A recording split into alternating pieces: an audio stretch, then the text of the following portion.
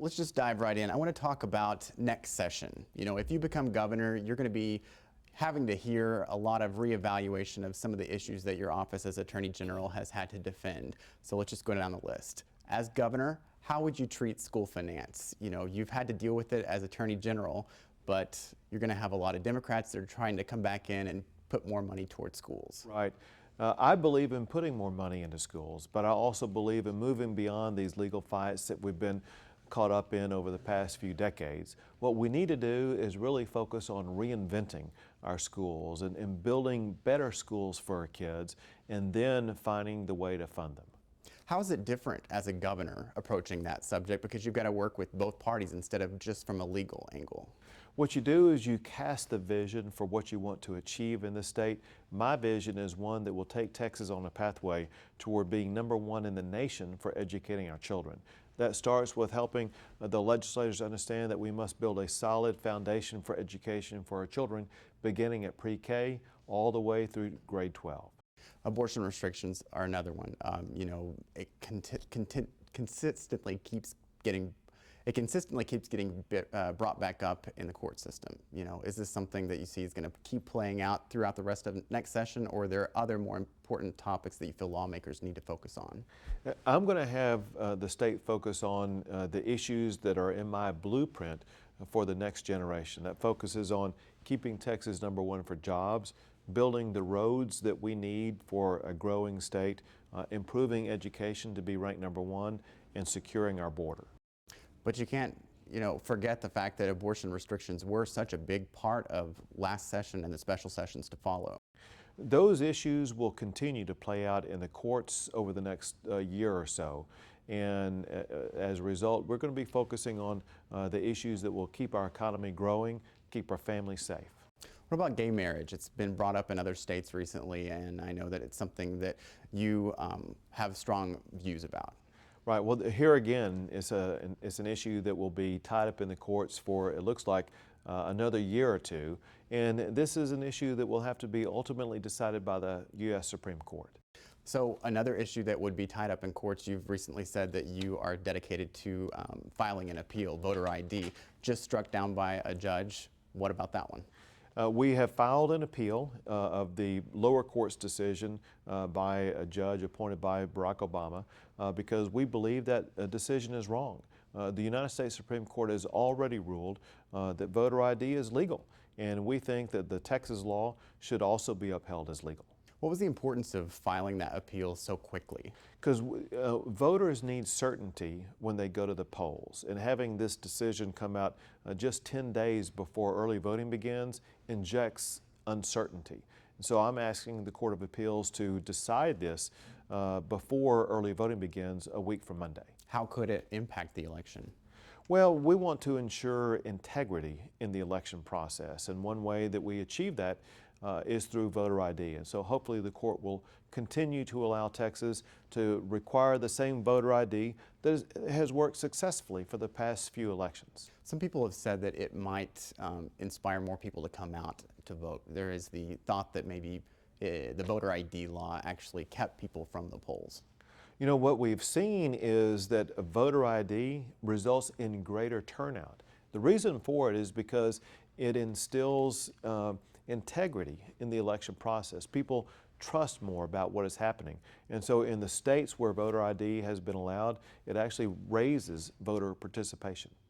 So let's kind of talk about why you wanted to become governor. How long ago did you even think about becoming governor? Was it something you dreamed about as a little kid?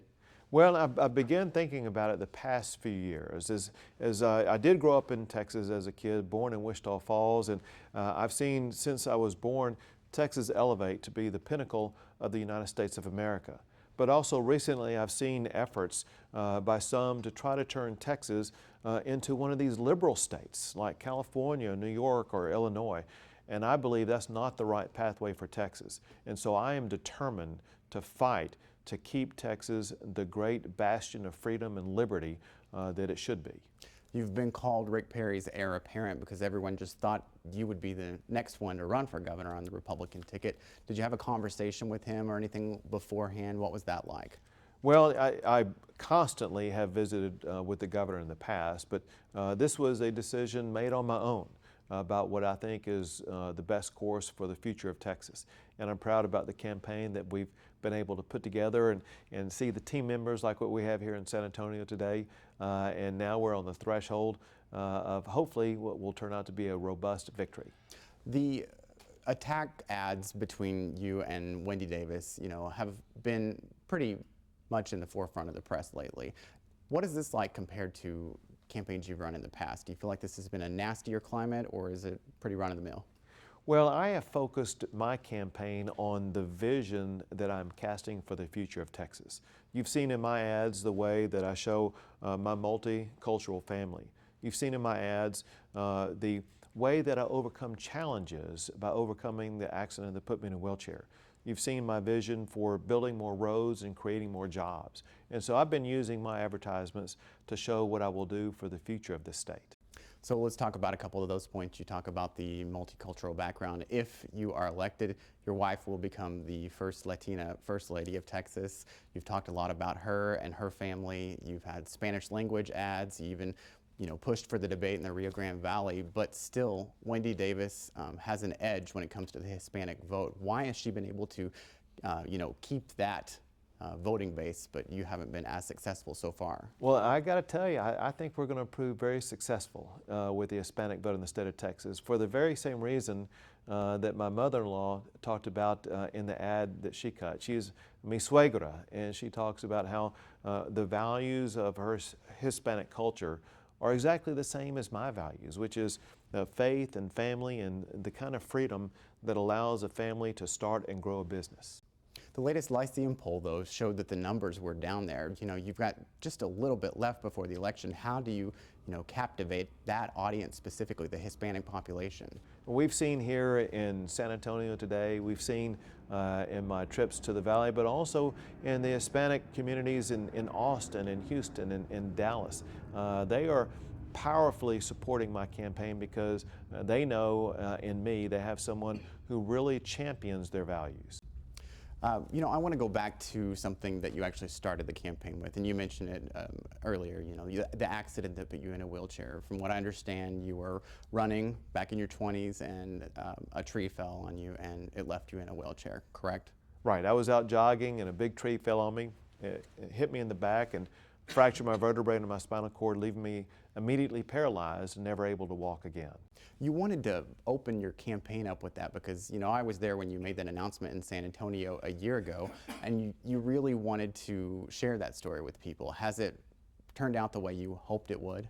People, I cannot even tell you the number of people who've come up to me, oftentimes tearfully, thanking me for running and talking about how I am an inspiration for their family. A lot of people face challenges, and they see in me a person who has the character and the will to face challenges and overcome those challenges. And I symbolize that for so many families across the state of Texas. What it has shown me is that all of us are challenged in life in different ways. And the important thing is really not those challenges, but how we decide to respond to those challenges. And by responding the way I have, going on to be the Attorney General and now on the threshold of becoming governor, it shows everyone in Texas that we all face challenges, but we can overcome them and go on to achieve great things. Clearly, Governor Perry still has a lot of supporters, but I want to know how you would be a different governor than Rick Perry. My life is just so different. It's a life of someone who has faced unparalleled challenges and found a way to rise above them and work with others to achieve the same thing. My family is different. Being a multicultural family, I bring a much broader perspective about the population that we have in this great state. I've lived all over the state of Texas, and I bring an understanding of every region of the great state. And so I'm looking forward to bringing the diverse viewpoint that I have to the role of governor, elevating Texas even higher and better than it's ever been. Lastly, a lot has changed with the scope of what's happening on the border since you originally made your border plan public. Dan Patrick has said that that would be his #1 priority as lieutenant governor. Do you feel like you would side with him? Well, part of the plan that I have announced is ensuring that we secure the border. This is something that I've seen both in my role as chairman of the Texas Human Trafficking Prevention Task Force, as well as my work with the Texas Department of Public Safety. We see cross-border dangers every single day, and as governor, I will ensure that we will do what the federal government has failed to do. I will secure the border.